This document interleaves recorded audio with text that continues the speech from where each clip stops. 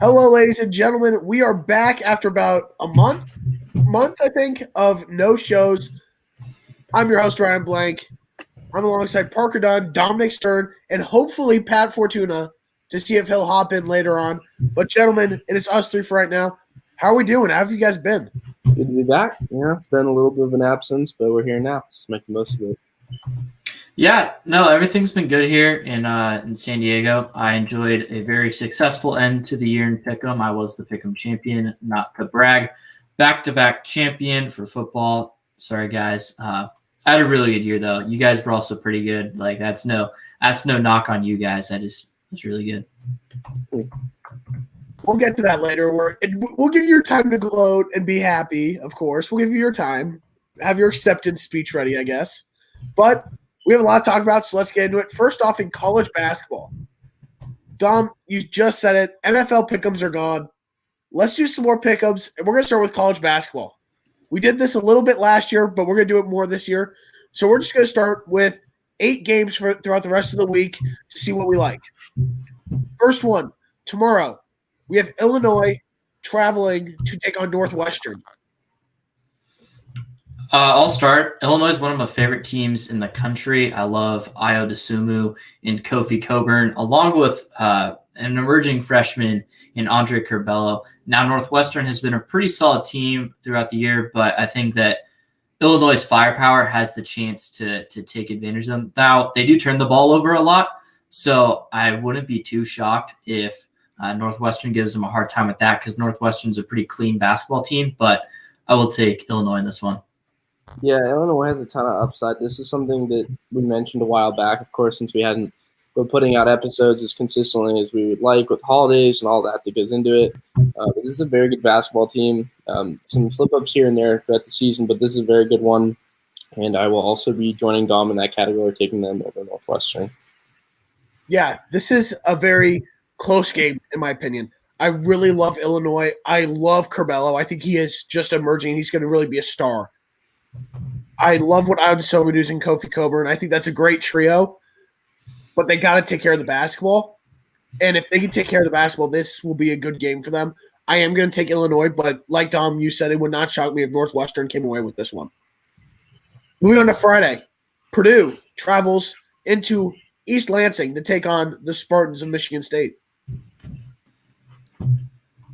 I'll take Michigan State. Very impressive win over Rutgers the other night. Now, Rutgers still isn't 100% in terms of health, but Michigan State been a little inconsistent. Started off 0-3 in Big Ten play. They're now 2-3, and Purdue's kind of middle of the pack Big Ten team, so I'll take Sparty. Yeah, I'll take MSU as well. Both teams have been pretty inconsistent as of recently throughout conference play, but I feel like there's more reliable characters on the side of Michigan State side that I know I can turn to in a matchup like this. I do think it could be very close. I feel like Purdue can definitely hang in there, as it's a pretty even matchup comparatively. So I will take them nonetheless, but it should be a relatively good game. Yeah, Michigan State was extremely impressive last night against Rutgers at home. They beat them by how much? Was it over? It was over 20. It was over 20. It was like 23. They looked really good. They took control late in the first half and then really just kept it going in the second half. They looked really good. And I was very impressed. And I think what it comes down to is they got to rely on Aaron Henry, who had a great game. If they can really facilitate through him and have him be the guy that can lead the team offensively, not just scoring, but a guy that can facilitate throughout the offense, they're a dangerous team. And they're starting to get more consistent, so I am going to take Michigan State. Saturday, we have a lot of good games. Ohio State travels to take on Rutgers. So the last meeting between these two teams is very interesting because the Rutgers hopped out to a huge lead, but then Ohio State dominated them down low. And once again, like I mentioned, Rutgers isn't at full strength when I was just talking about that game with Mississippi State. And it's tough to pick this game because I don't know if Cliff Obiori is going to come back in time for this game. If he's out, that's a huge loss for them because Ohio State is one of the more well-balanced teams in the nation. They got good guards in Dwayne Washington, and they got a really good freshman forward in E.J. Liddell. I'm going to take Rutgers because I think that they will even out this series. They'll split the series 1-1. but I could honestly see this game going either way. Yeah, this is a game where I feel like just in recent years we've seen Ohio State where they can jump out and take care of some pretty good teams. And Rutgers really, going off of last year, carrying over with the group that they have, has been very good. Ron Harper's been extremely good so far. I mean, he's averaging 20-plus points. Not many players in the Power 5 conference that you can point to for being as consistent so far throughout the year. So I'm going to go with the predicted favorite with the Rutgers. I think that they've looked really good so far.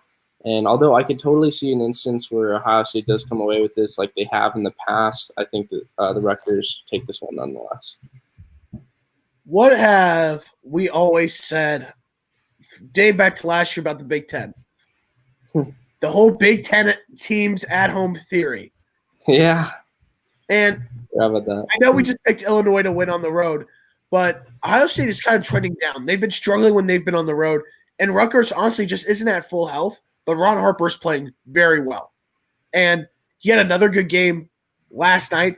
The reason that they kept it close in the first half was because of him, who's doing a great job facilitating and scoring. So I think that he's going to continue to play at that high level, so I'm going to stick with Rutgers. This could be the game of the week that we have up next. Texas versus West Virginia in Morgantown.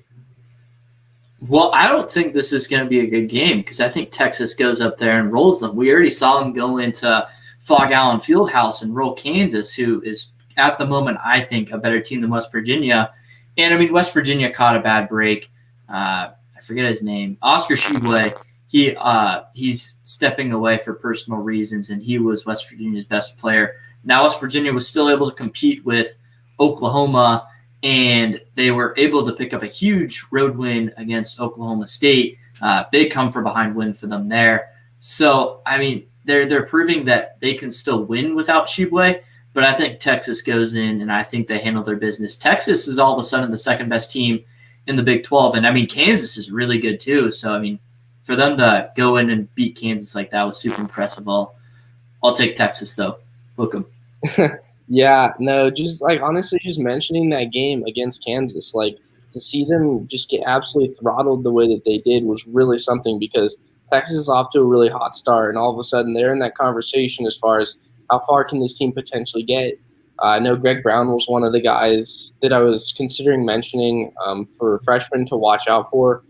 He's had a pretty good start to the year, and that's just a really balanced team. So I expect a lot out of them. I do agree. I think that they do win this game.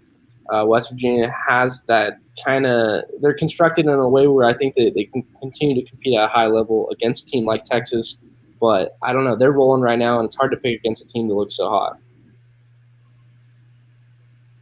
I watched West Virginia come back on Oklahoma State the other night, and they looked really good that second half. Later in the second half, I should say. Got down by 17 and come back and really – take down a very talented Oklahoma State team with Lekele, and then, of course, you got Cade Cunningham. It helped that Cade Cunningham got into foul trouble, but also Derek Culver was a beast on the boards. He had 18 or 19 boards. And, of course, we talked, Tom, you mentioned it, with Oscar Tshiebwe leaving the program, taking a leave of absence. That's big. I am going to take West Virginia, though. I think the momentum from that comeback victory continues on through, and there's no way Texas can be as hot from three as they were against Kansas. We're not going to talk about that game because that was the most frustrating basketball game I think ever. Yeah, he's just big mad that Texas beat Kansas, so he's going to pick against them in the next game. Classic Ryan Blank. Here's the thing. You can't expect KU to win that game. They shoot 40% from three. They shot 13%.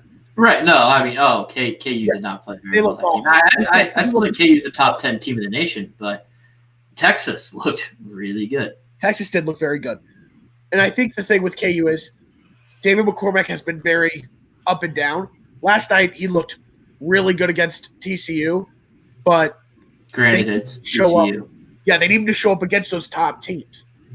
So that's my whole thing with KU. But Texas is a very good team. But I think West Virginia is also a team that should be feared. Next up, number 19, Clemson. Got an OT victory last night. They travel to take on the Tar Heels. Yeah, another really tough game. I mean, Clemson's got one of the premier defenses in the nation, kind of on and off in terms of offense. UNC is still kind of struggling to find their identity. They picked up a very solid come from behind win at Miami last night as well. That was a game in the nightcap. I'm going to take Clemson here. They didn't look very good against NC State. We're never winning by more than 4 in that game. In NC State, they're not even like that great in terms of the ACC. The ACC is really a jumbled conference at this point. So I'll take the best defensive team in that conference, Clemson. If North Carolina can get a ton of offensive rebounds, which is something they're really good at, I think they have a chance to win this game. But I'll rock with Clemson and the Tigers. Yeah, the rebound differential is pretty substantial. UNC knows how to get boards and second chance opportunities. I think that could definitely help them. I'm going to stick with Clemson because I like teams that play sound defense, and they're a very good example of that. It's reliable, and especially when it comes to pick'ems or picking a team on a nightly basis, because although the offense can be inconsistent and you don't know what you're going to get out of them, you do know they can buckle down and get some good tight stops and try and force a turnover. So I'm going to take them in this game as well. But just based off of where these two teams are at, I could see it being close, especially if they don't take care of the ball when it comes to securing those boards. This is a tough game for me, but I'm going to go Clemson. Clemson did a great job fighting back because they played poorly. And they were down by 7, I believe, at half and came back and forced OT and got the win. They're a very physical team. They're I think, a very good defensive team. So I think that's going to help them going against a UNC team that really, if you can force them to shoot threes, they don't shoot from deep range very well. So if you can contain them inside and force them to beat you from deep, they have a great chance of winning. Last game for Saturday, Oklahoma travels to Kansas. I mean, I don't know what we're really getting in Oklahoma for this game because Oklahoma's currently playing Baylor right now. I'm obviously not able to watch that. I'd have more of a read on that. So I'm just going to take Kansas.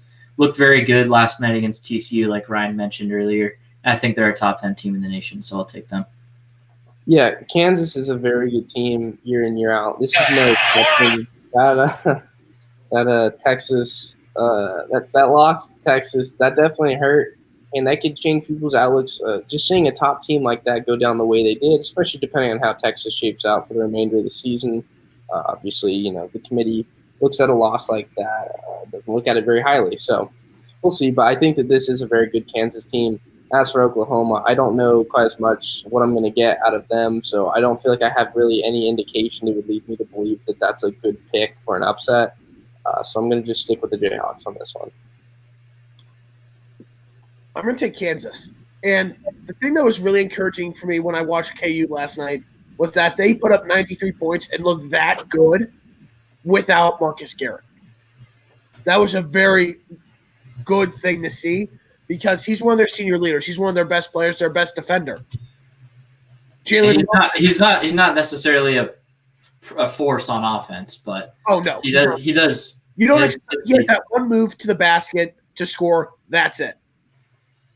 He's not big offensively. You're right.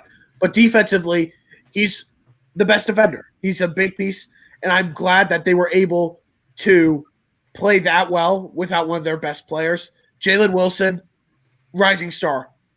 Imagine if he was on KU last year, but not injured. If he did not get injured last year, wow.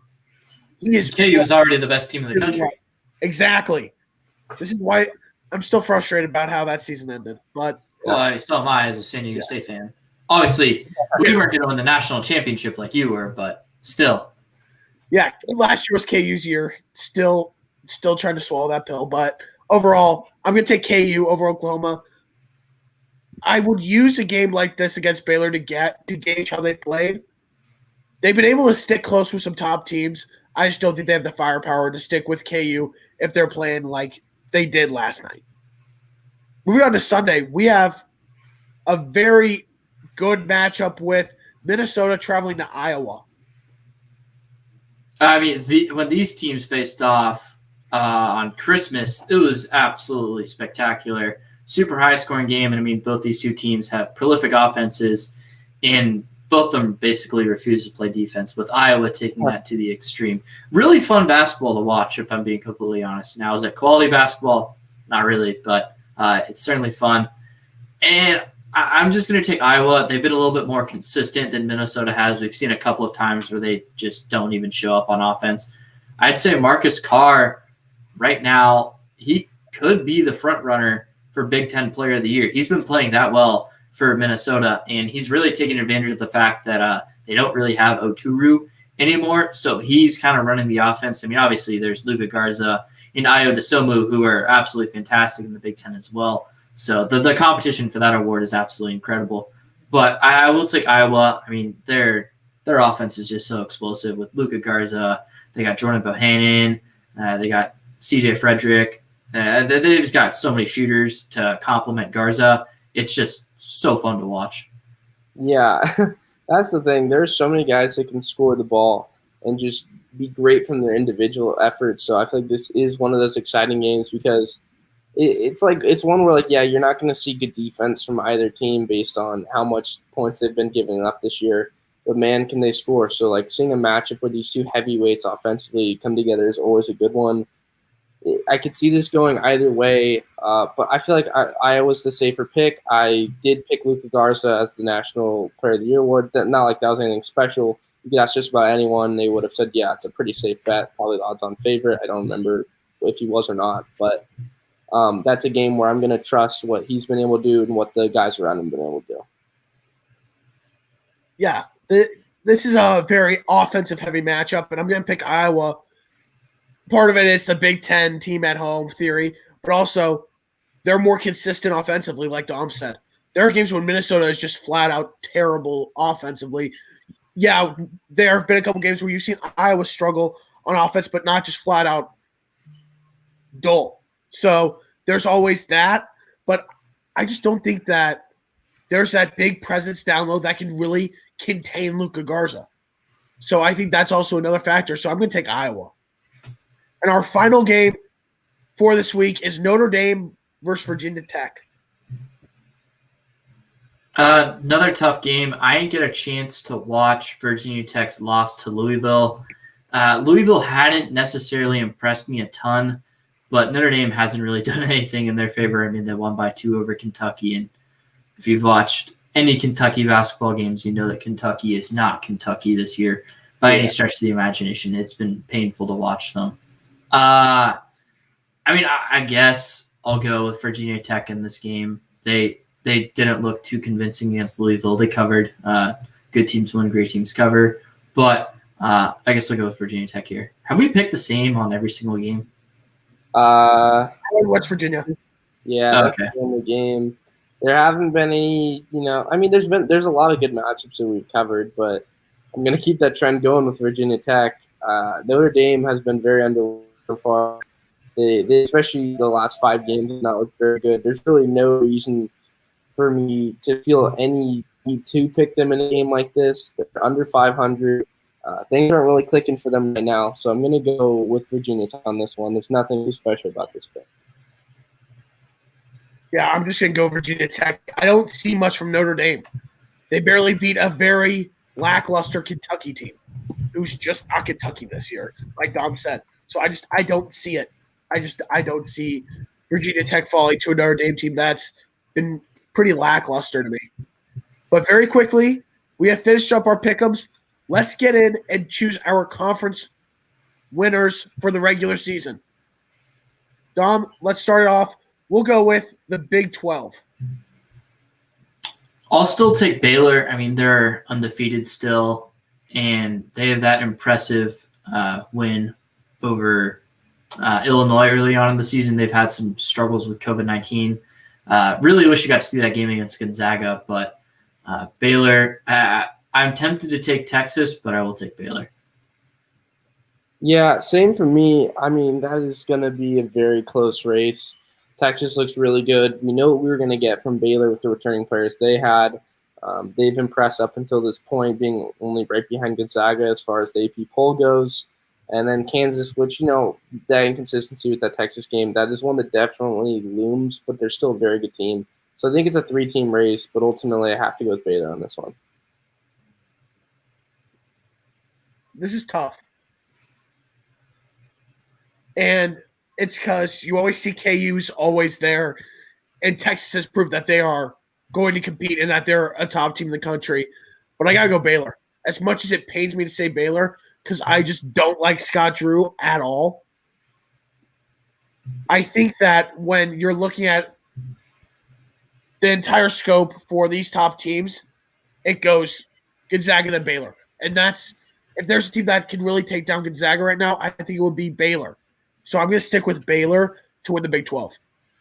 Next up, the Big 10. All right, the Big Ten is so tough to read because, I mean, there's not really a team that has been super consistent all year long. I mean, we've seen Wisconsin just get absolutely floored a couple of times now. We've seen them floor some teams. Same thing with Illinois, a couple other teams there. Michigan State, we've seen them do that. And there's so many good teams that are capable of winning this conference. Even Michigan's undefeated right now. I'm going to take Wisconsin just because I think they're the most consistent team. They've got that very experienced starting five. I don't think they'll win the Big Ten tournament or be a team that goes very deep in the tournament, but I think they have the best shot to win the Big Ten. Yeah, this is another tough one. This and the Big 12 to me are very difficult. There's some really good teams from top to bottom. Iowa's been that top dog, especially with the hot start that they got off to. And I could see that not changing, but there are teams like Wisconsin and there are teams like Michigan that are behind them. Michigan looks particularly good. The reign of Juwan Howard has gone very well to have his second year, especially with his first one, of course, being the head coach with COVID and all that. They look really good. I'm really tempted to go with Michigan on this one. There's like a gut feeling involved in it. And I know that's not always a good thing with making picks because I've had so many picks, not just with college basketball, with others, that just don't go well. And I think, why did I do it? But I feel like they've given me enough of a reason up until this point to ride that wave. So I'm actually going to go with Michigan on this one. I'm going to agree with Parker. I think Michigan is going to take it. I've been extremely impressed with Michigan. Juwan Howard has done a terrific job. And I think this is a program not watch for this year, but also next year because Juwan Howard has the number one recruiting class for next year. Mm-hmm. The future for Michigan basketball is insane. I remember how you were hearing a lot of Michigan basketball could take a step back for a couple years after losing Beeline, but they're right there. They're arguably even better, even stronger. And I think Michigan is going to win the Big Ten regular season title because they've been extremely consistent. They have Isaiah Livers. They have other guys that they can go to. This is a deep team. So I'm going to go with Michigan. Next up is the ACC. Oh, man. I don't really think there's like that good team in the ACC. Like it would not surprise me if there's not a single team in the ACC at the Sweet 16. I don't even want to say it's like the second weekend of the tournament because like the scheduling for the tournament could be really weird with it being all in Indiana. So there's not really going to be any traveling. I mean, I guess I'll take Clemson. I'm not really confident with that pick though. Neither with my Big Ten pick. Yeah, I don't like this at all. I just get bad feelings just making this pick. I don't know. I mean, you go down the line of teams and for me, it's just like you see how bad, like, because you know what you're usually going to get out of Duke. That hasn't been the case this year. Kind of like with Kentucky, some of these blue blood teams aren't performing, and it really shakes things up because that's usually the easy pick to have in your back pocket. But this isn't one of those years. So as of right now, I would agree that Clemson is the team that showcased the most up until this point. But even they haven't been like that impressive. Yeah, exactly. That's what because it's weird because Duke's impossible to get a read on because they're playing right now, and I believe they're losing to Boston College, who is not a great team by any stretch. Yeah, they're losing to Boston College in the second half. UNC's been unimpressive this year. Florida State's dropped a couple of games that they probably shouldn't have lost, like that game to Indiana, and then they lost to Clemson. So I don't even know. Like the Big East is tough. Like Syracuse was up by 15 to Pitt today. They blew that. Louisville's been inconsistent. They only scored like 53 points against Kentucky. Like there's just no like solid team in the ACC at this point. Yeah, I based off of that, I do like Clemson. But I don't know. I'm gonna go with Virginia. They don't have a good sample size to go off of based off of the level of competition. Of course, Gonzaga's been on another planet, but they did get crushed by them, and that has to go against them no matter what. That was a They're bad. losing at half to Wake Forest right now, so like, there's not really a good pick. It's hard. This could go so different. Like we could all be wrong on this one. But I like how they're coached. I like a lot of times the identity, like the team and the identity that they have. So I feel like I can trust coaching in a certain sense. So I'm gonna go with Virginia. But this is a pick that I could see being terrible, and then it is what it is. Parker, I agree with you for the exact same reason as coaching. That's really it. The ACC is kind of a dumpster fire this year. There's no team that's really standing out. There's no team that's really showing that they can be a top contender. And I think that's worrisome for them.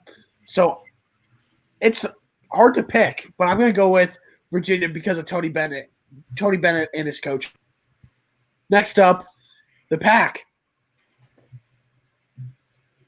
Well, another conference where you're like, who do I pick? Because I mean, Arizona, they have a self-imposed ban, and then UCLA, Chris Smith, one of their best players, he is out for the year. So like, yeah, another conference where I don't really think there's a great pick. I think I'm still going to roll with UCLA. They were my preseason pick, and they've been arguably the most impressive team so far. Big game tomorrow against our Arizona State Sun Devils, and that's the Sun Devils' first game in a long time, and their first game at full strength in a really long time. So we'll see how that game goes, but I'll roll with the Bruins. Yeah, for me, I felt like it was between them and Oregon. That's the thing. The Pac-12 is very weak this year. ASU had a lot of hype coming in. I always thought that they had a ton of talent. I always just thought the hype was a little bit too much than they could fulfill, per se. So obviously that season just on ASU side hasn't gone very well. But I feel like I'll stick with Oregon.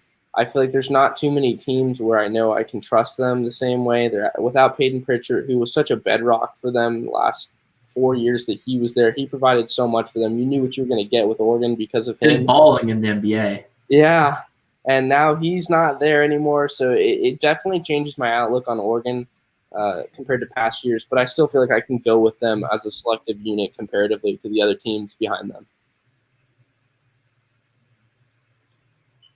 I'm going to go with UCLA in this one. I think that despite losing Chris Smith, they're a very good team. They're a team that we saw last year play really well towards the end of the season. And I think it's a very well-coached team, so I'm going to go with UCLA. Next up, the SEC. Another tough conference. Tennessee with a great comeback victory today over Arkansas. And I mean, Tennessee got ruled by Alabama. I've also been impressed with Alabama. It seems like there's a very clear top 3 or 4 teams: Florida, Arkansas, Tennessee, if you want to throw Missouri in there as well. None of those teams have been like too consistent so far to start. But we do know one thing is that Tennessee has a top 5 defense in the nation. But we did see Alabama kind of expose them with some fast pace of play. I'll still take Tennessee. I think they have some of the most depth in this conference. But Alabama would be a good pick too. Yeah, Alabama's not a bad one. That's not the direction I'm going to go towards. I'm going to stick with Tennessee as well.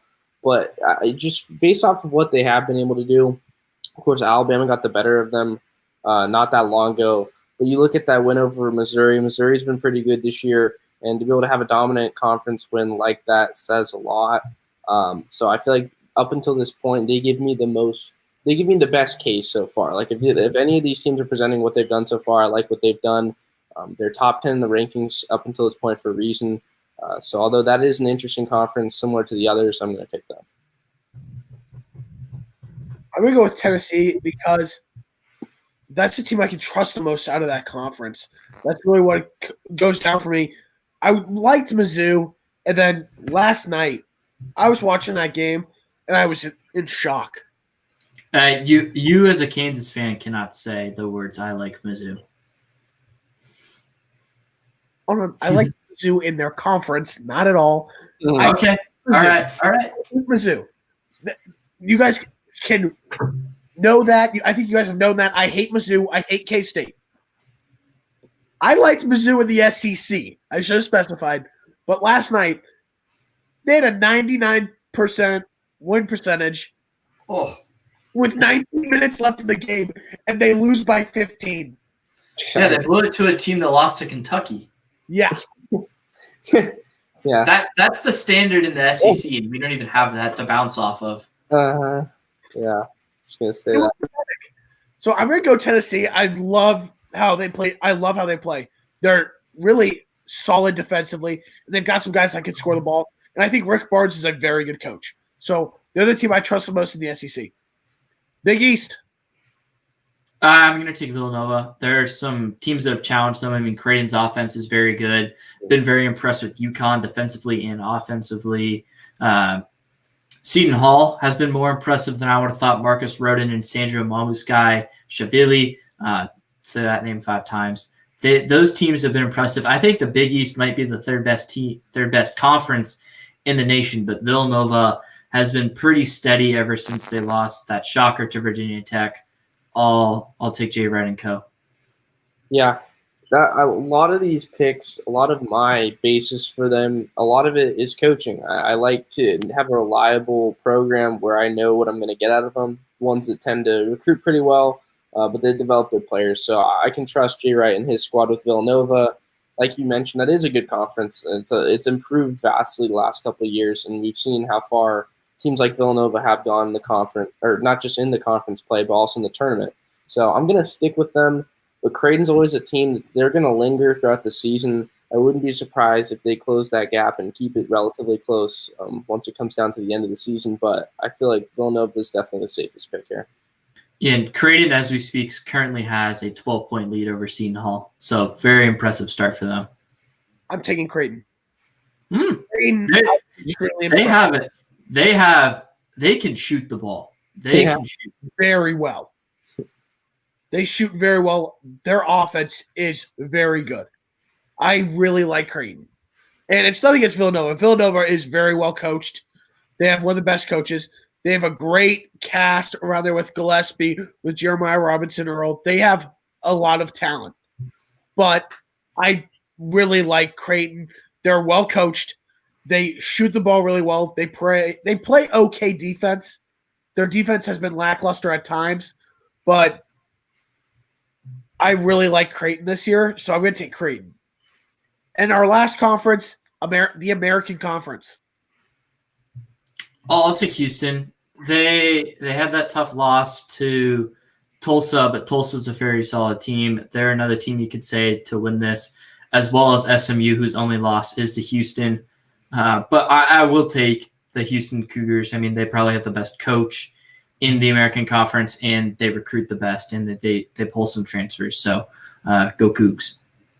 Yeah, I'm also going to go with Houston. I think we all talked pretty highly of them at the beginning of the year when we were looking at some matchups early on in the season to kick off college basketball. This is a good team, and I like what they were able to do out of this conference. They're currently up by 10 on Wichita State, which is another solid team. The Tulsa loss comes to mind. But as long as a team like that's having reasonable losses where the margin's not too big and it's against respectable conference teams, that's going to happen. No one can be perfect. Teams are going to slip up here and there. But what they've been able to do with not just having the record they have, but winning in the fashion that they have, or like they are currently in the game they're playing in against Wichita State, I like what they bring to the table. So I'm going to go with Houston as well. I'm going to go with Houston as well. I really like Houston. I think that despite they play in a lot of close games, they do a great job of keeping their composure and pulling out those games. Those games are what really test you. And if you can consistently win those close games, that's a great sign. Also, there's one thing I don't like about Houston. Quentin Grimes is actually shooting well and playing well for them. Unlike he was very inconsistent for KU the year he was there. But that'll end our talk on college basketball. There's 2 quick things to talk about in NCAA football. Devontae Smith wins the Heisman. What do you guys think? He deserved it. Yep, I agree. And this is an award, and just like also with MVP in the NFL, like the quarterback is the most important position out there for a reason, and therefore most valuable player typically goes hand in hand with that, and that's all right. But he deserved this award. He's the first receiver to win it in nearly 30 years. He had the exact season that you'd want out of a wide receiver to be in discussion. I agree with that pick. I think that they got it right, and just a very deserving player. Because, I mean, he's a guy that when you look back at the receiving core back with Jerry Jeudy and Henry Ruggs, he was a huge part of that as well. And you just knew that when he had that huge role alongside Jalen Waddle, he was going to shine, and he's been able to do that. There's obviously mixed reports as to whether or not Jalen Waddle will be back for the championship game. But either way, he's been balling, and I don't know what Ohio State's going to throw his way, but it seems like whatever they do, he's going to be ready. I like that decision for him to win that award. I think that they made the right call. I don't think it should have been Kyle Trask or Trevor Lawrence. I think it was between Mac Jones and Devontae Smith, and Smith was the guy that I think should have won it. Yeah. He had multiple games with 2+ touchdowns. He had an insane game against LSU. He's really shown that the amount of talent at the wide receiver position that comes out of Alabama is just insanely deep. Wide receiver U by far. And the ability for him to step up and play the way he did without Jalen Waddle, who's been hurt most of the season, is terrific. I expected a big season from him, regardless if Waddle was there. But him playing at this high of a level without Jalen Waddle, it's been tremendous, and he should have won it. They made the right call. And the last thing for college football, it's the national title game. Do we all agree that Alabama's going to win this game?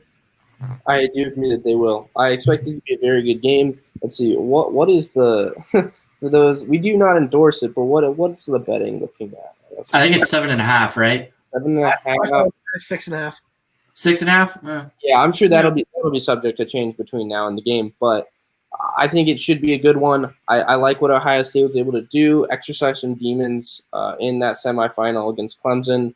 That was a good sign to see from them. They look very good.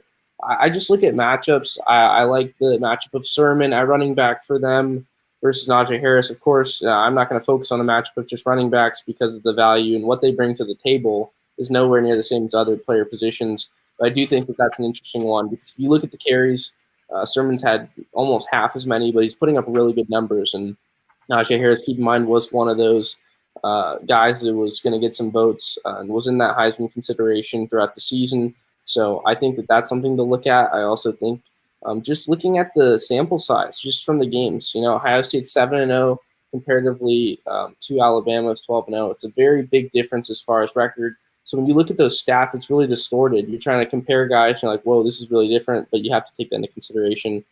So I think this is going to be a good one. I want to see if Devontae Smith can continue to be unstoppable and play at a historically great level.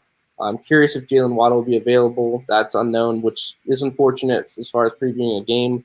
But I know either way, I can trust Alabama. This is a really, really good team. And I think it was Nick Saban earlier in the year. He thinks it's the best one he's ever had.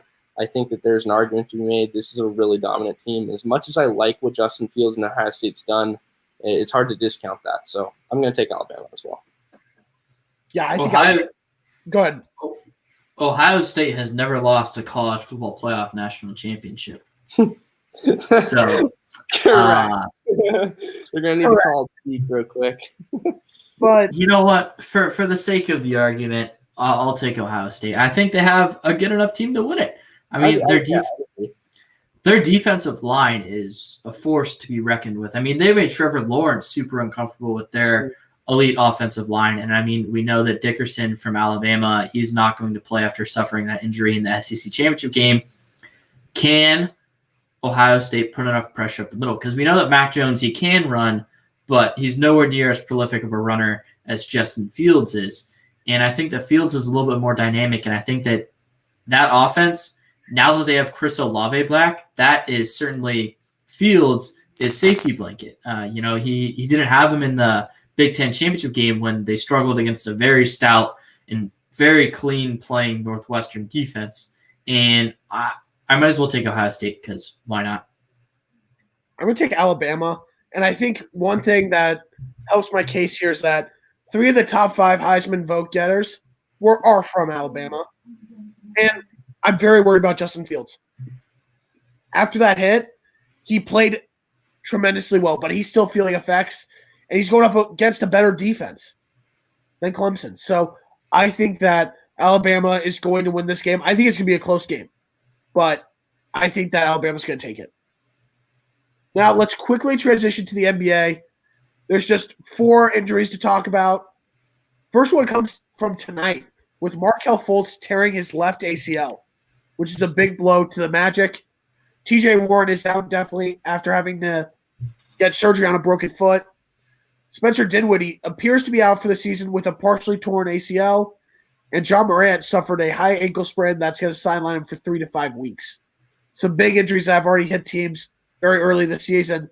But the one topic I want to hit real quick is Kevin Durant, who's out 3 more games due to quarantining for COVID protocol. What do you guys think about this? And do you think that the NBA is handling it well? Well, that's the thing with like all of COVID. We saw with the interesting stuff with James Harden, and I don't want to compare the two situations because James Harden was on another planet as far as the kind of things he was doing leading up to the season. But I think that with COVID in general, like you just have to be careful because you don't want it to spread to the team. Because once you have a team outbreak, then all of a sudden games have to be rearranged throughout the schedule. That's the last thing that the league wants. So obviously the league wants Kevin Durant, one of the star premier players, a guy that's looked incredible since returning from that torn Achilles. You want him out there competing. But ultimately you want to keep things safe. And not just from the league's perspective as far as the decision they made, but if you're the Brooklyn Nets, that's what you should want. Kyrie can hold down the fort. Yeah, the Dinwiddie injury on top of it is a huge, huge loss, but it's a very good Nets team. They can do just enough in the meantime for those 3 games, and then let him come back, return, be healthy, and then continue the season on with him because him and Kyrie have been really special this year. Yeah, I mean, the NBA has handled it pretty well. I mean, they haven't had any like mass breakouts. Obviously, like Parker mentioned, the thing with the Rockets at the beginning wasn't ideal, but they've avoided it. I think so far they've done a good job, especially considering where cases stand in America. So I think they've done a good job in terms of that. The whole thing this afternoon, or I guess this evening, with Markelle Fultz is sad. I mean, he's been so public with what's gone on with him, trusting the process, the number 1 overall pick, just being an absolute bust in Philadelphia and then going to Orlando, and he was really starting to blossom. So really unfortunate to see him go down. Yeah, real quick with Markelle Fultz, he just signed a 3-year extension worth $50 million, I believe. He's found his spot in Orlando, and to have an injury like this really sucks to see because he was really starting to find his rhythm and find his place and find his role. He was playing really well. But the NBA has really done a great job handling all of COVID and all the cases. I think it's best for the Nets and their health-wise to have him sit out those 4 games. The Nets have the power and the talent to hold down the fort without Kevin Durant. They have Kyrie. They still got Karis LeVert, Joe Harris, Taurean Prince. They've got a ton of talent. So I don't think that's the issue at all. It's just making sure that Kevin Durant's healthy. So I think that's what's the most important. Now, let's get into it. The NFL. Before we get into all the playoffs and all the craziness that's about to happen this weekend, I want to hear your guys' thoughts about Sunday Night Football. I don't care. I'm so sick of this conversation. Who cares about Philadelphia Eagles? Who cares? The Giants went 6-10. You don't deserve to be in the playoffs. And like, I get it. I feel for the fans. You know, like they thought they had a chance. You know, their hopes were in the practice. Were in the Eagles practice squad to beat the best defensive line in football. And the Eagles actually put up a solid fight. And then, I mean, Nate Sudfeld, he sucked. But, I mean, Peterson didn't have any preseason to see what Nate Sudfeld was capable of doing this year. Now, he should have saw him in practice and should have known that, hey, this guy's not very good. Because, I mean, just about everyone else knew that Nate Sudfeld wasn't very good. But who cares? Like, you know, they moved from the 9th pick to the 6th pick. You know, like there's a decent difference.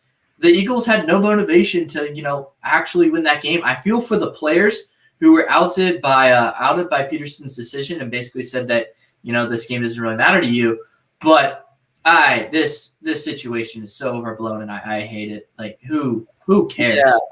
Yeah, I agree. I mean, like it's funny, you know, the Jets should take notes as far as tanking. You know, just take out everyone and just make sure you get Trevor Lawrence. They didn't do that, but it's just funny because people were going crazy about this. We saw how the players were really upset. Like some guys supposedly had to be held back from Doug Peterson.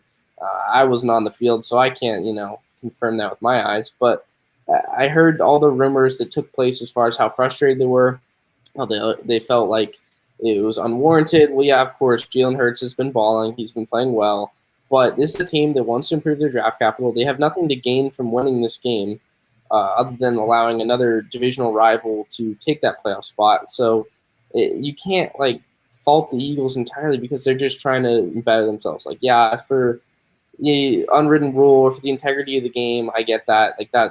In that sense, it's a little frustrating. But they were doing what bettered their franchise. And if you're a Philadelphia Eagles fan, you should love that because having the 6th overall pick is much better than the 9th. It's only 2 picks in between those picks, but it could make a huge difference depending on what direction they're looking to go. Yeah, I think that everyone is blowing this out of proportion, and I was hoping at least one of you would say that. Because in the end, they get a better draft pick, and in the end, it doesn't matter. The football team is the best team to represent the NFC least in the playoffs. Yeah, they still put up a fight with Nate Sudfeld in at quarterback. So, it doesn't matter. The Giants were 6-10. Do they deserve to be in the playoffs? No. Not at all. Do the football team deserve to be in the playoffs? More than the Giants. I really don't know. None of the teams deserve to be in the playoffs. The Dolphins went 10-6 and missed the playoffs.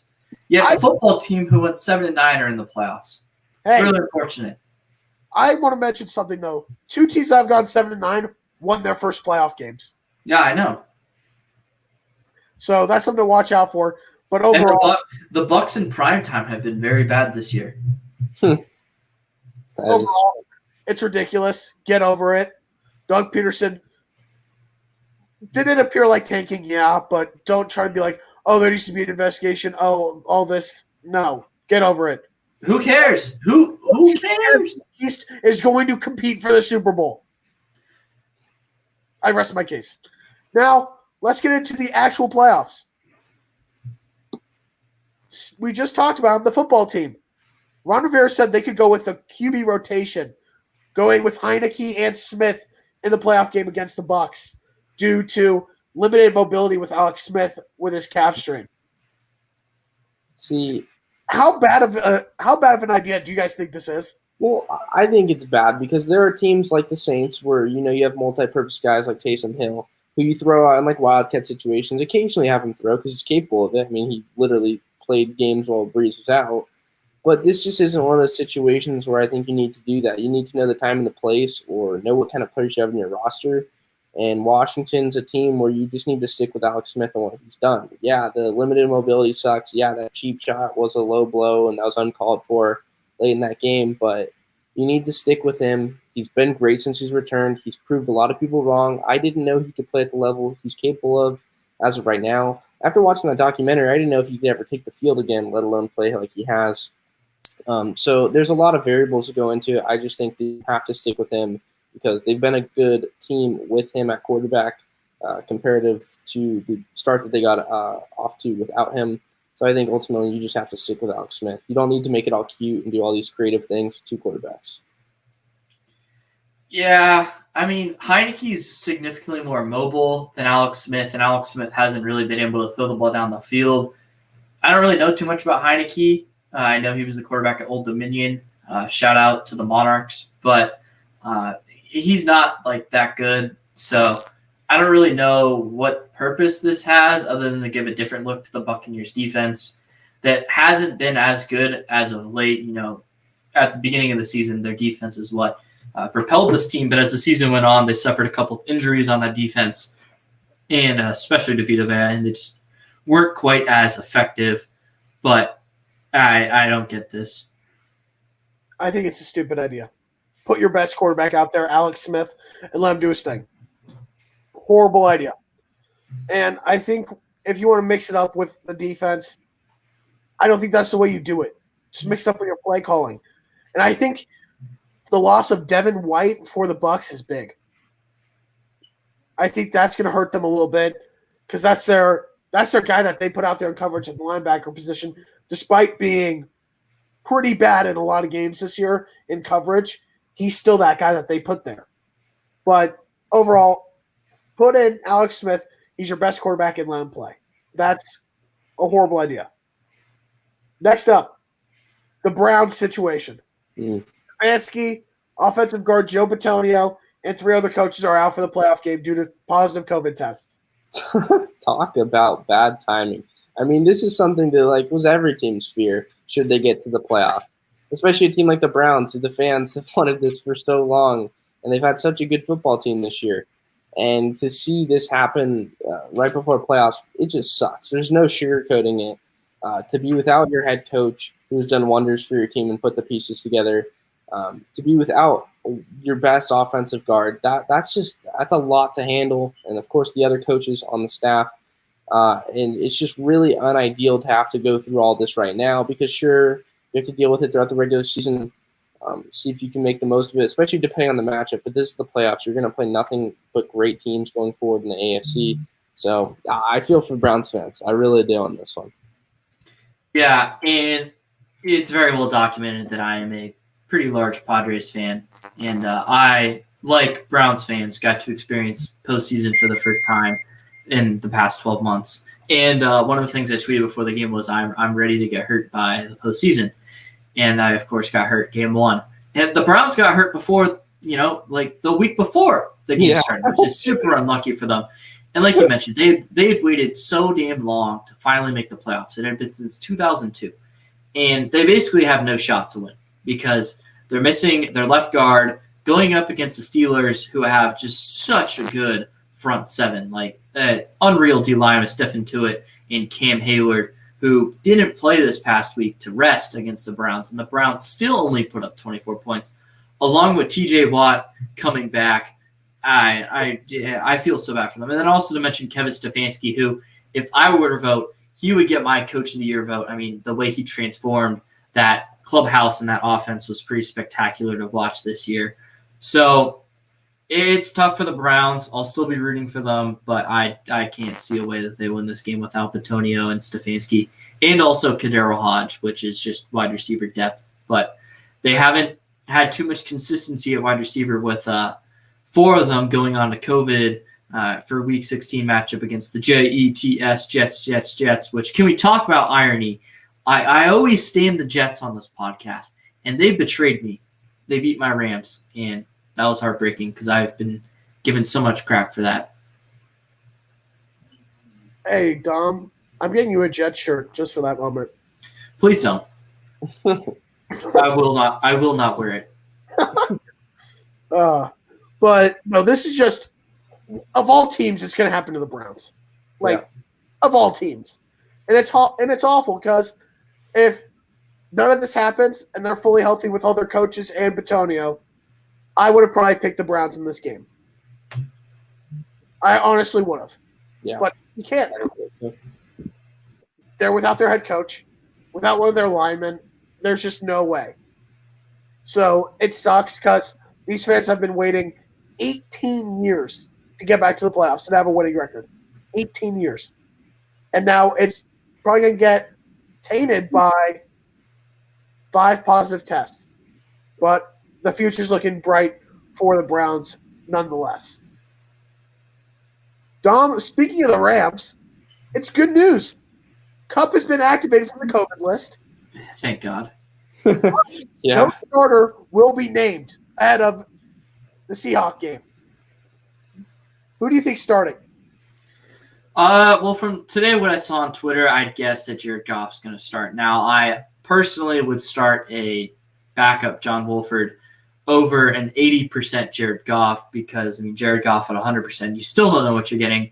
With an 80% Jared Goff, I think I know what I'm getting, and I'm pretty sure I don't like that. And I'd rather just roll the dice with Wolford because Wolford actually opened up the field for the Rams because he presented the threat with his legs, which, Goff isn't the most unathletic quarterback in the world, but, no one's afraid of him running because at most he's going to gain 6, 7, 8 yards, which he's done several times and which is what he did a lot against the Seattle Seahawks. But Wolford also threw the ball down the field more than Goff was, which I don't know if that was a thing with McVay or whatnot. But, I mean, if Goff has a hurt thumb on his throwing hand, that's not good for throwing the football. And for someone like Goff who can't run the football, like primarily, he relies on being able to throw the football. So I personally, I would stick with Wolford. One of my friends actually brought up a good point that the Rams should say Jared Goff is starting and then throw out Wolford in the first half and just run read options all over them because, I mean, the Seahawks are so poorly coached on defense that they wouldn't be able to do anything about it.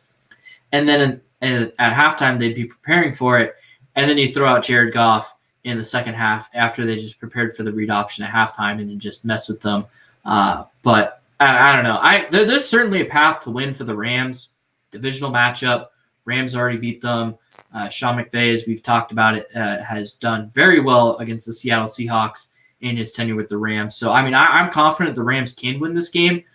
The defense is going to have to step up. And, I mean, the past 4 games that the Rams have scored a touchdown in, they've won. They did not score a touchdown against either the Jets or the Seahawks. So we'll see if the defense can create some turnovers on Russ and company. The D-line is going to feast on Russ and that awful Seahawks offensive line. But can other parts of the team step up? Yeah, I mean, Dom nailed every point. There's really not too much to add. The only thing I can add is just Cooper Kupp coming back is huge. He's one of the most underrated receivers in the league since he entered the league. I like what he brings to the table. He had a great, or not had, but he has a great connection with Goff, which, of course, is in question as to whether or not that connection will be able to thrive should Goff play or not. But I do think that that's big. As for, that QB dilemma as far as whether or not he will play, that's a big question mark. I don't know much on Wolford. Like, I didn't know much about him coming into that game, so I can't really speak on that because, again, he's the GOAT. He's the GOAT. Don't mention just about anything, but I just wanted to add that point. Cooper Kupp. He trucked a dude on third down to win the Rams game. It was awesome. I think we found Dom's new favorite player. No. Yeah. No. Philip Rivers is still my favorite player. You can admit it. I'm not going to admit a lie. Okay, Dad. Okay. Now, here's my thing with the starting quarterback. I think they should put out Wolford. I really do. I agree. I think they should. I think he, like you said, he opens up the field more, and I would be terrified to have 80% Jared Goff out there. Oh my gosh. Because here's the thing. I've said this repeatedly on this podcast. Jared Goff is sometimes really good, and sometimes he is really bad, and you don't know what you're getting from him. There's no in between.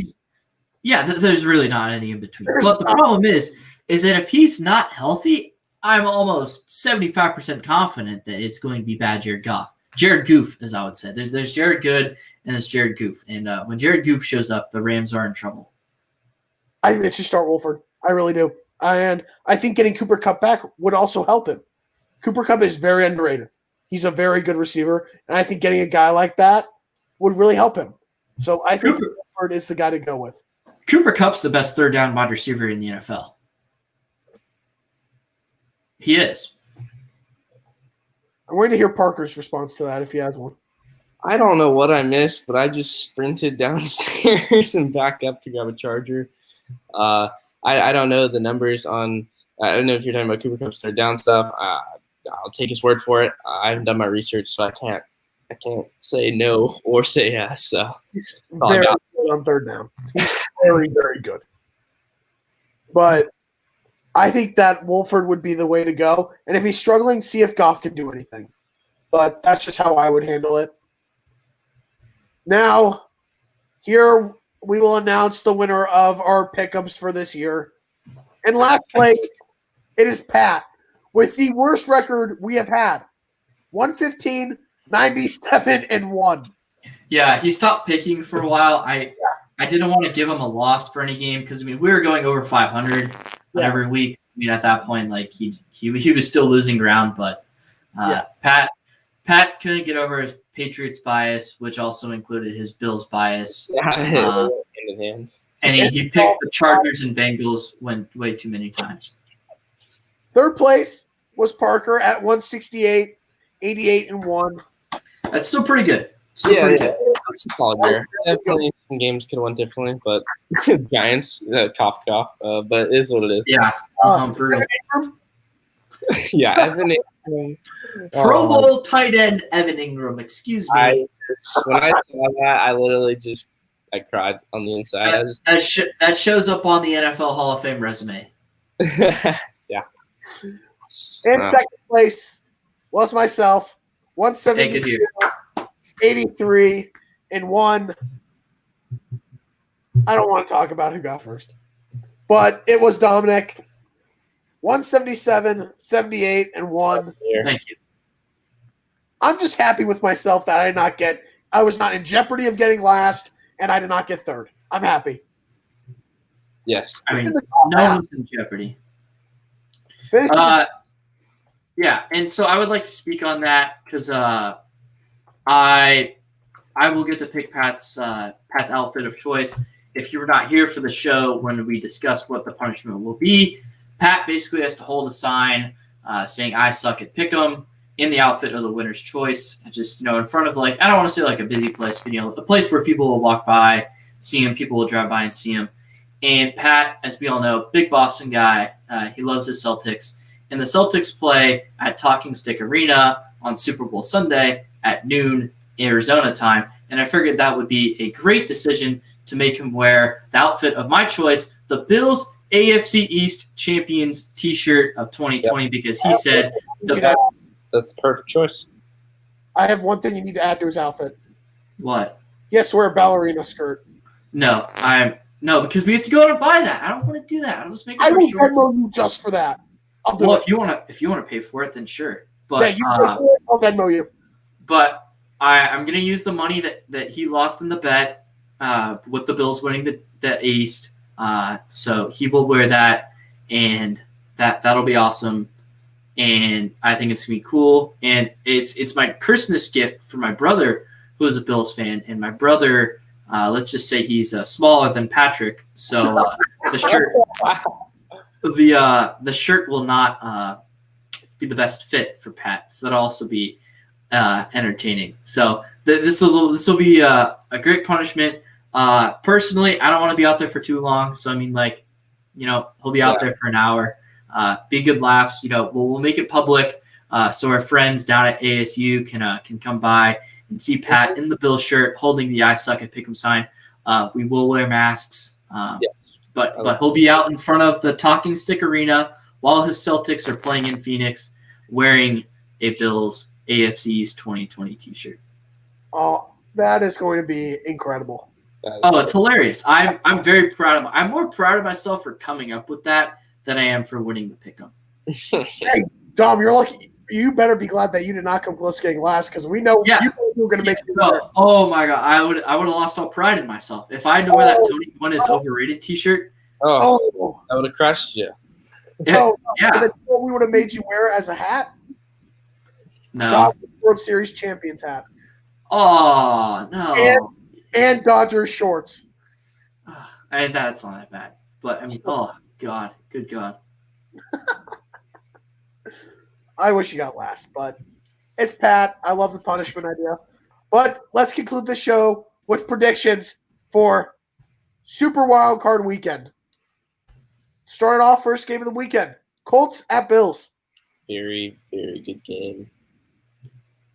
I love the way that the Bills have looked throughout the entirety of the year. They really haven't had too many inconsistent stretches. There was at one point in the middle of the season a little bit of hiccups, but they've bounced back so nicely. They got off to a hot start, and they finished hot, and I like that they're going into the playoffs looking as good as they are. Stephon Diggs, wow, what a year from him to be able to have that connection with Josh Allen. And speaking of him, Josh Allen's been incredible, of course, with Aaron Rodgers and Patrick Mahomes in the seasons they've had. He's going to just be an afterthought, but he has had an incredible year. He passed Jim Kelly as far as the passing touchdowns in the season for the Bills franchise record. So that was really impressive. So it's a very, very good Bills team, very high on them. But this is a Colts team that is going to make it tough on them. I've loved what they've done all year. Of course, they were the runner-ups to the Titans over in the AFC South, but this is a team that's not going to go easy. I expect this to be one of the best games throughout the week. I'm going to take the Bills in this game. I will not be rooting for them. I'll, of course, be rooting for Phillip Rivers to hopefully, get one last shot at a Super Bowl ring. But, I mean, the Bills, they've been playing the best football late out of any team.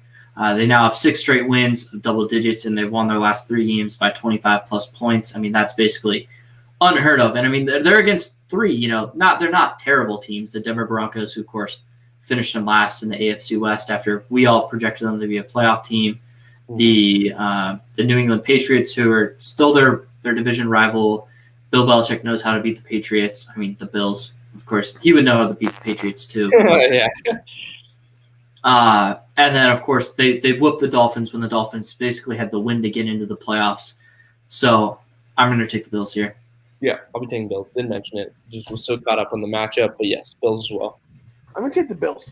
And I think that is because they're just playing so well. The Colts, I think, are going to put up a great fight.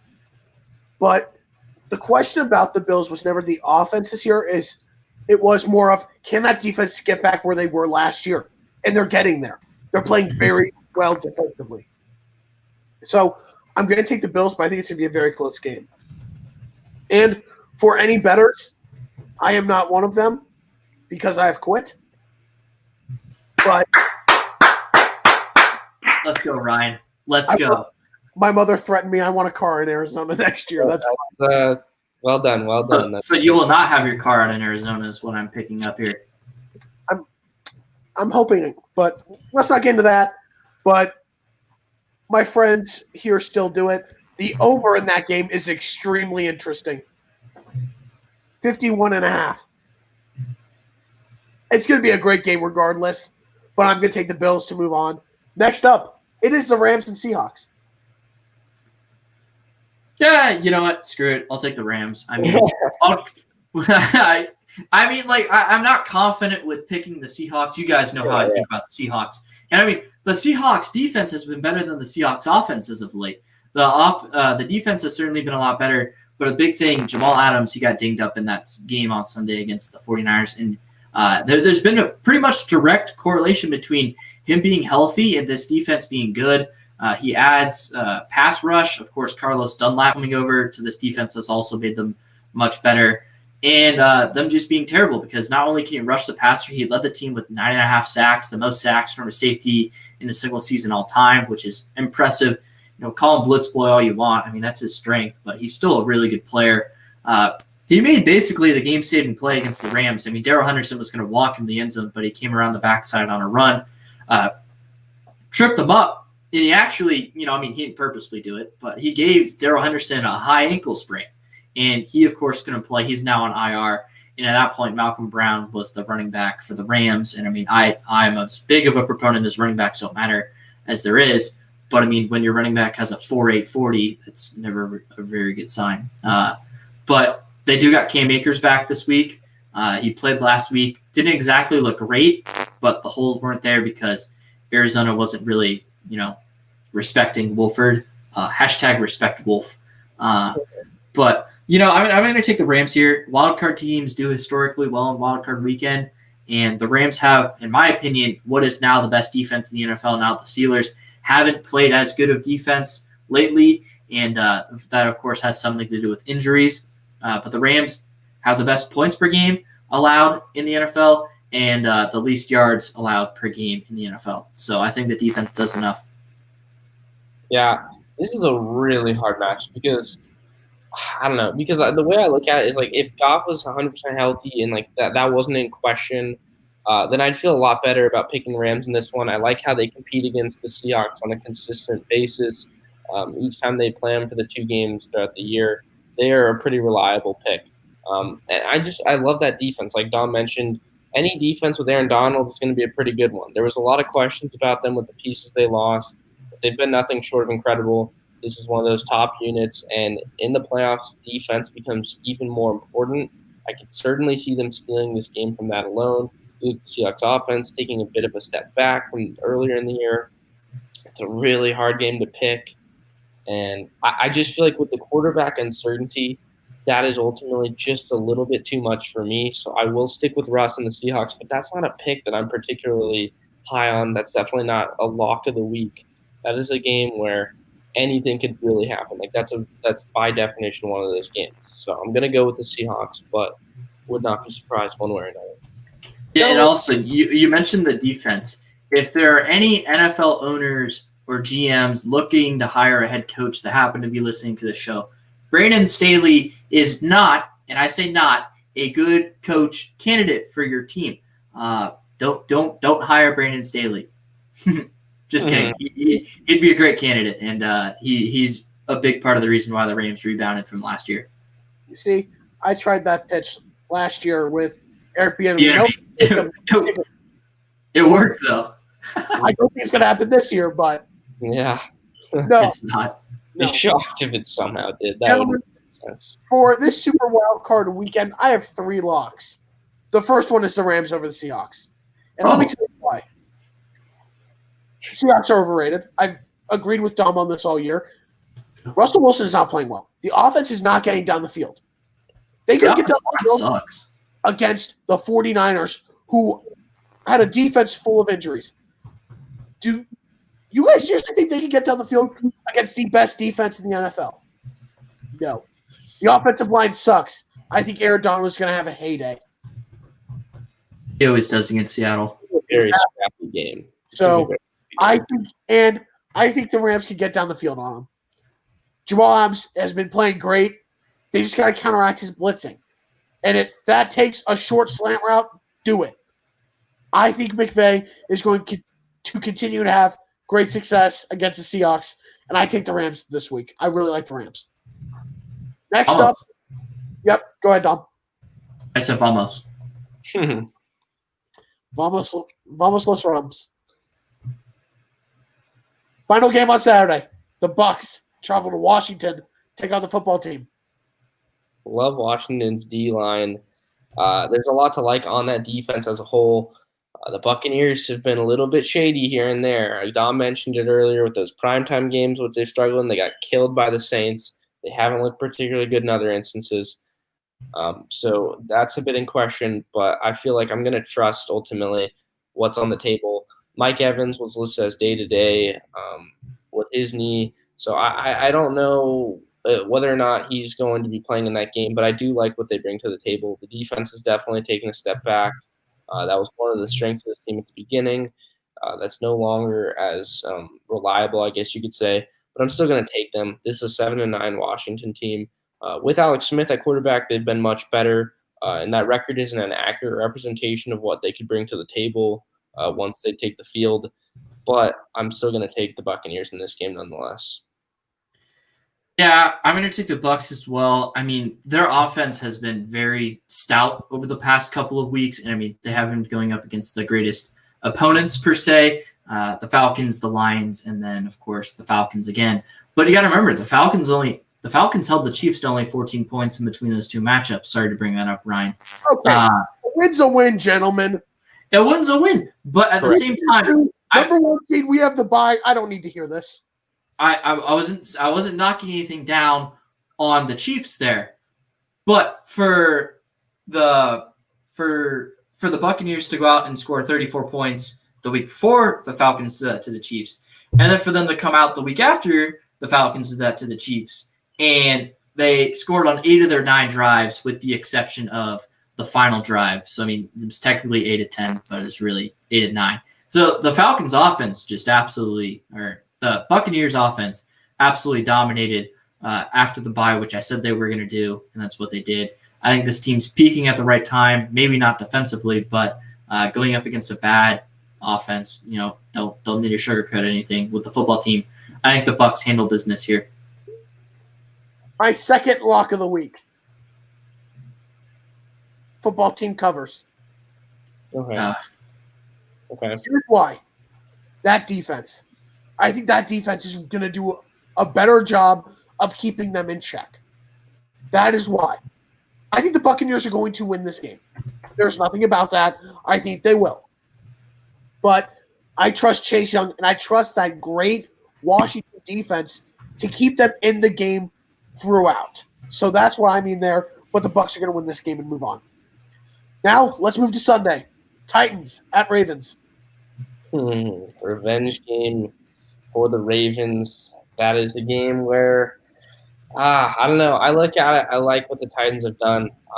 They're a team that I thought was going to take a bit of a step back this year, and that is not the case. They rolled into this year, continued the momentum from that AFC Championship game appearance. I like what they bring to the table.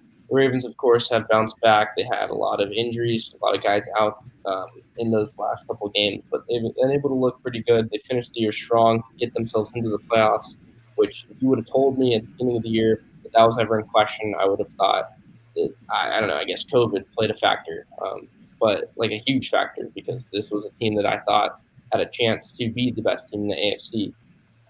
So they've definitely had a very up and down year. I feel like I can trust the Titans a little bit more. Could the Ravens go out there and get some sweet revenge? Sure. But I think the Titans have been the most consistent team in comparison to these two. So I'm going to take them. So you're taking the Titans? I am taking the Titans in this one, yeah. I just could not disagree anymore with you, because this Titans defense has some serious problems. They couldn't cover anything. They basically looked like the security at the Capitol building today. I mean, and obviously that was tough to watch when I came back home from Frisbee golfing today. But they can't play any defense. It's painful. Now, I mean, if they do show up and play any defense, they have a pretty solid chance to win because they have a very prolific offense. But so do the Ravens. And I mean, Lamar Jackson has looked very good ever since he came back from the COVID list. And I think this Ravens team is one of the hottest teams in all football. They were my Super Bowl pick preseason, and they're starting to get hot, which makes me think that I could be right. I'm not entirely sure they're going to be able to do that, but I'm very confident that they'll be able to put up maybe 40 points against the Titans, and I think they'd win because they also have a very good defense. So soaring high with the Birds.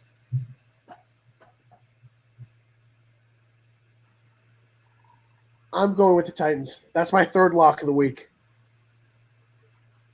I think the Ravens are playing very well, but Derrick Henry is on another level. They couldn't stop him last year. I don't think they can again. Tannehill's playing better also this year. A.J. Brown is playing better this year in his second year. I like the Titans in this matchup. No one tackles A.J. Brown. No one tackles him. Also, who would you – so, like, if you guys had to vote for a team MVP for the Titans, who would it be? Henry or Tannehill? Well, the thing for this, based off of the criteria that Henry meets him, but based off the fact that I know the quarterback position is so much more valuable and that Tannehill's impact on the team is greater for that reason, no matter how much of a workload Henry's had, I would say Tannehill. Obviously, the average football fan is going to look at what Henry's done and probably disagree, but I would have to say Tannehill. I mean, I thought even when his numbers didn't jump off the board, his impact and what led to Derrick Henry being so good last year as well was because of what he was able to do. Again, Right. I still think that it's got to be Tannehill. Tannehill's taken a leap up this year. I think Tannehill's been a much better signal caller. He's been playing much better. And it's nothing against Derrick Henry. Derrick Henry's been insane this year. 2,000 yards is incredible. But Ryan Tannehill is playing the best football I've seen him play. And I think that if I were to choose, it'd be Tannehill just because he has continued to show that he was the best choice when he took over from Mariota. Yeah, that's funny because we all agree on that. And I know that a lot of people disagree with me on that. I mean, Derrick Henry is obviously a top 2 running back in the league. I personally think that Dalvin Cook's better. And, I mean, a lot of people will disagree with me on that, but I think just about everyone would say that they are the top 2 backs. But, I mean, they complement each other so well, and they both have such good MVP cases to be the top 5 that I just thought it was a fascinating thing to bring up. I'd vote for Tannehill, though. Wow, I did not mean to mute myself there. It's very close. Both guys. No, they're not going to win it because Aaron Rodgers is going to win it. No, I'm saying for if you had to choose the Titans MVP, they're both good picks. Next up, Bears at Saints. I'm going to be taking the Saints on this one. I like the way the Bears finished the year. Props to them for doing that. Their team was, I guess it could be considered love-hate. There was a lot more hate, though, especially at the beginning of the year with this team. They were just such a migraine causer when it came to picking them in any games in our pick'em. So I think that they finished strong. I like what Trubisky's done.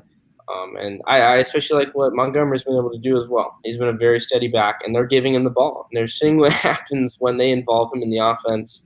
That is something that Nagy never did last year. Of course, he was a rookie, so, he doesn't have seniority. He's not going to get those touches or be guaranteed them like a lot of other vets. But this was a kid that was very talented, and I'm glad that he's finally getting him because he's played very well. But this is a Saints team. They've got Drew Brees. We know what they bring to the table. And I feel like it's hard to pick against a team like this. They've got a lot of depth, and that defense is very good. So I'm going to go with the Saints. Yeah, I'm going to take the Saints here as well. Drew Brees has concerned me as of late, but at the end of the day, I think they're better at just about every single position than the Bears, and they're getting Michael Thomas back, and we know that opens up the offense. Now, Alvin Kamara, we'll see how his conditioning is. We've seen that the conditioning for some of the players coming off COVID hasn't been 100%. That's something to watch out for. But, we just saw Ty Montgomery rush for 100 yards. So running backs don't matter. I'm going to take the Saints. I just don't believe in the Bears very much, so I'm going to go with the Saints. Next up, and the last game of Super Wildcard Weekend, Browns at Steelers. This is a game where it not only would have been more difficult to pick, but I would have probably leaned towards the Browns. I definitely like the way that they finished the year much more than I like the way the Steelers did. The Steelers always came off as a fake undefeated team when they were 11-0. Of course, they're still a very good team, and we've acknowledged that multiple times on the podcast. But this is just a matchup where there's just too much with COVID. COVID is playing too big of a factor in this game. So, again, one more apology to Browns fans. They've been through a lot. And unfortunately, I see this one biting them in the end. I like the team that they have. The future, like Ryan mentioned, is very bright and will continue to be. But for as long as COVID is a factor, which it currently is in the NFL, this is a team that I think has just a little bit too much overtime.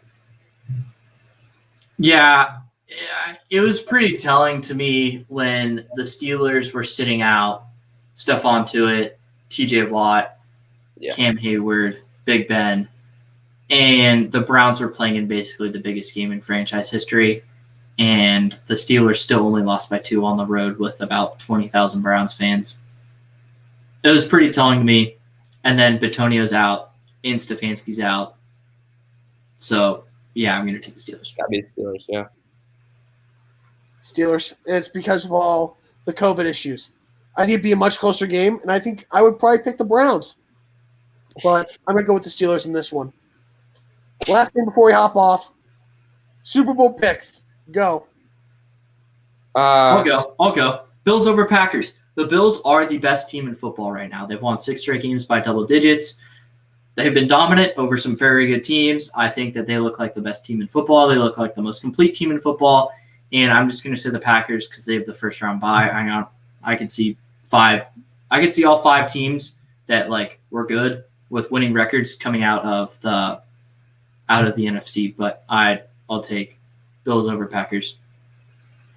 I don't know.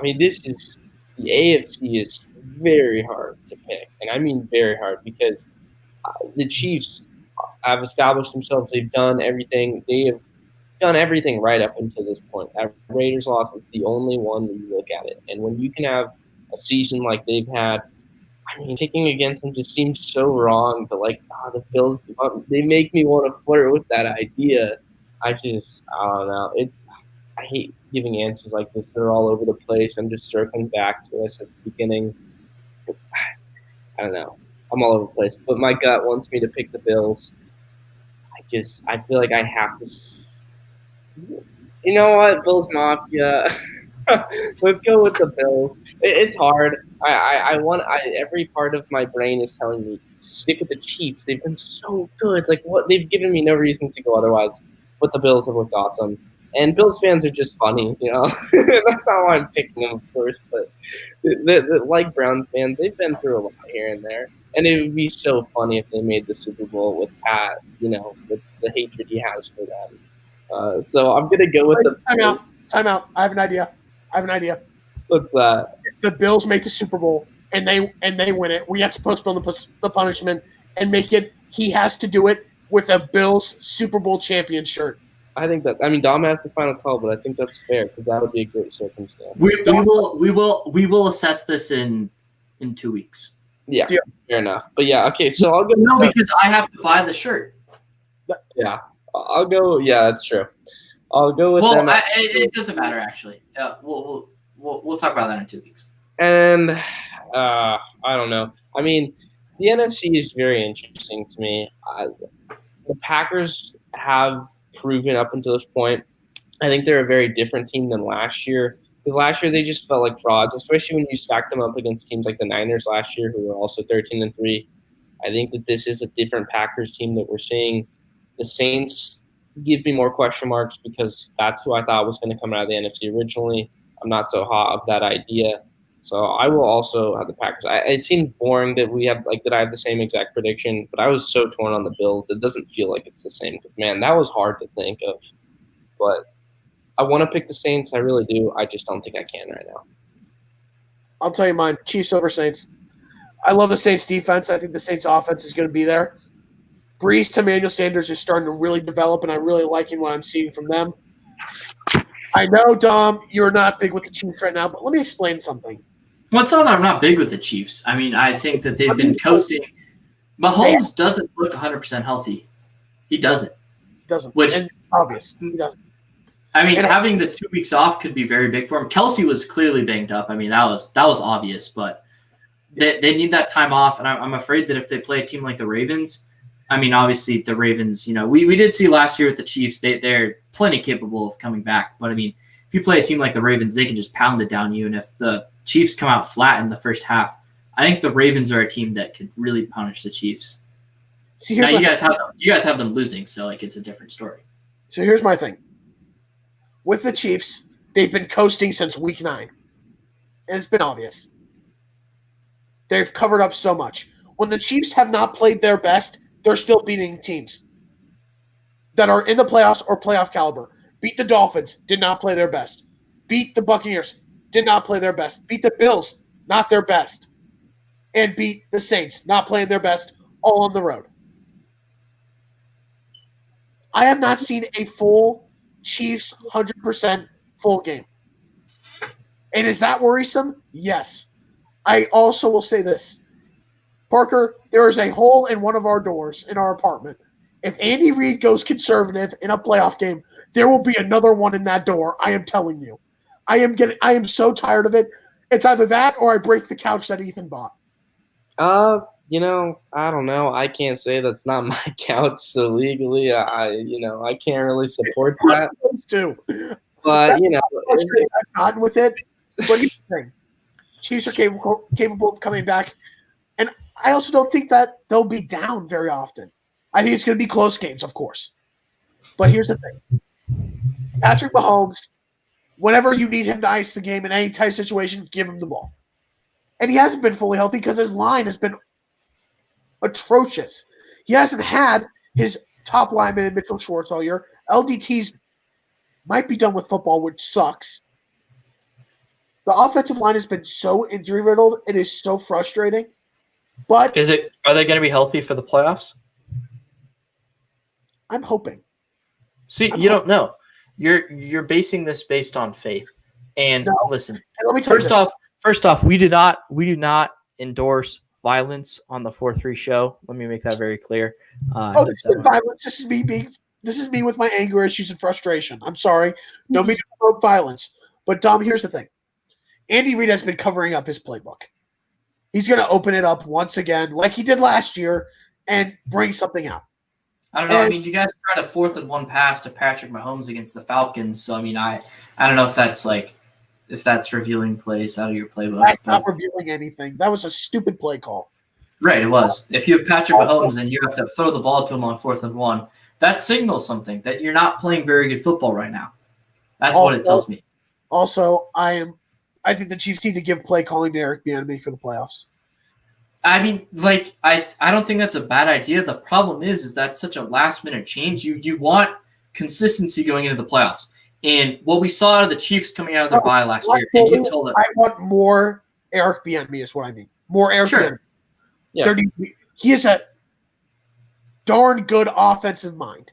And Andy Reid's one of the best, but Andy Reid will go conservative once he gets a 3-point lead, where Eric Bieniemy will be like, let's put these guys in the ground.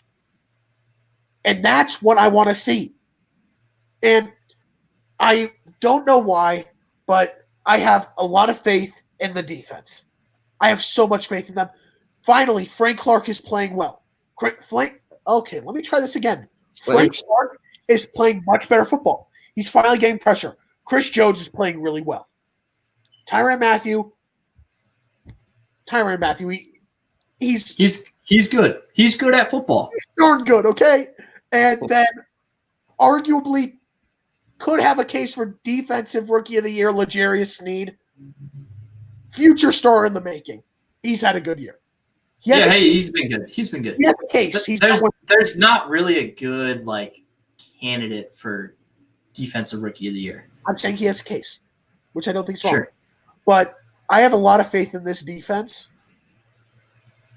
Hopefully the linebacker core is healthy, which they will. Damian Wilson was back last week playing a little bit when Willie Gay went down, and Hitchens will be back. He served his 10 days with COVID, and they just didn't play him to make sure he's fully healthy.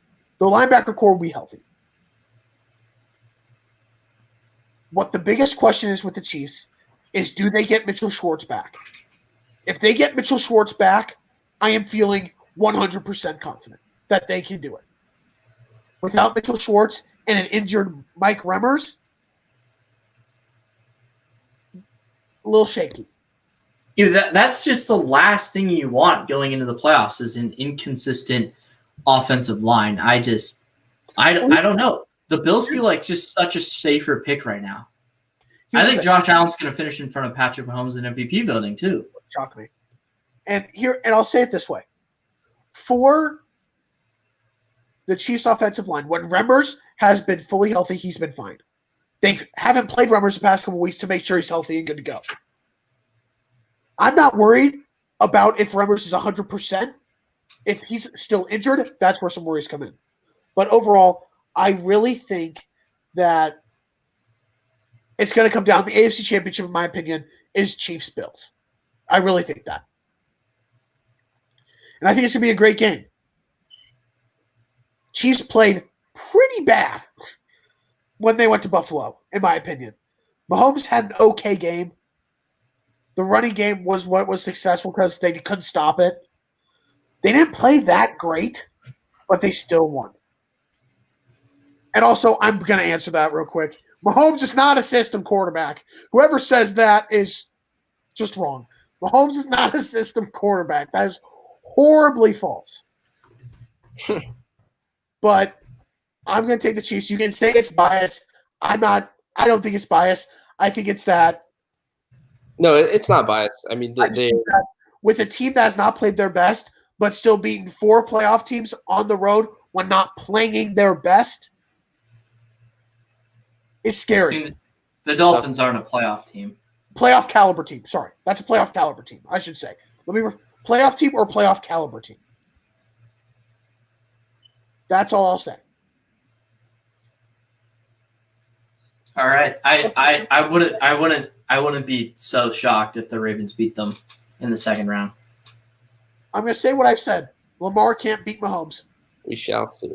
Can't beat him at home. He's 0-2 against them. I mean, facts are facts. 0-3. 0-3. This year was the third time they faced off, and he lost.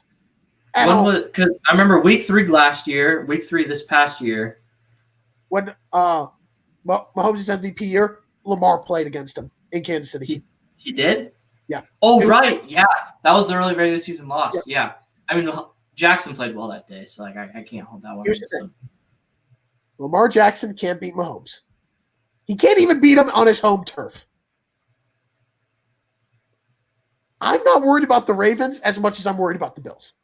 I mean, Andy Reid could have won a Super Bowl, and then, he won it last year, so, Don't do this. Don't do that. But also, let me say this real quick. There's a fun little stat that I know. If the Chiefs win in the divisional, they will be the second team in NFL history to host 3 straight AFC Championship games, okay? Who was the other team to do that? The 2004 Eagles. Who was their head coach? Andy Reid. Ta-da. You're so smart. I just want to put that out there. Thank you. That's what I like to think. But overall, it's going to be an incredible playoffs. I'm so excited for Super Wild Card Weekend. I have faith in the Chiefs. I think it's going to be a great playoffs. Oh, it's going to be fantastic. Are you guys back in Arizona this weekend? I get back on Sunday. I am back. Excuse me. I am currently back, yes. Oh, you are? All right, cool. I would love to move my flight up. My mother's gone insane, and she will not move my flight up. Hi, Sherry. Hope you're listening. I miss you. She's not listening. She's watching her show or whatever she's watching. But that'll conclude this episode of the 4-3 show. I'm upset that we did not get Pat Fortuna in on this. I would love to hear his reaction to him getting last. Who do we think Pat picks to win the Super Bowl? It's not the Bills. It's the Bucks. It's the Bucks. It's obviously the Bucks. Bucks. I all I know is it's not the Bills. That is All right. Who does he have picking the AFC? Ravens. Could be. He could pick the Chiefs, but he doesn't want to give you the satisfaction. Yeah, I think No, he won't give me the satisfaction. He will pick the Ravens. Yeah. Which I mean, I'm not picking the Chiefs because of that. I'm picking them because I think the Bills are right now. His reasoning would be drastically different, but yeah. Hey, Dom, can you do something for my friends who are watching real quick? Sure. They just texted me. They need to see the JETS Jets real quick. Great close off. Oh, Great. my God. We're going to close the show with Dom and his Jets rhetoric. You're really going to make me do this on our first show back after the Jets beat the Rams? You're really going to make me do that? All right, fine. Because you guys are my friends, and it's funny. Man, I look sexy. Jets, Jets. There you have it, folks. All right. There it Thank is, you for tuning gentlemen. into this episode of the 4-3 show. Enjoy Super Wildcard Weekend. Enjoy college basketball. I know I'm enjoying it. Enjoy the NBA as well. Stay safe with COVID-19, and we'll see you guys next week.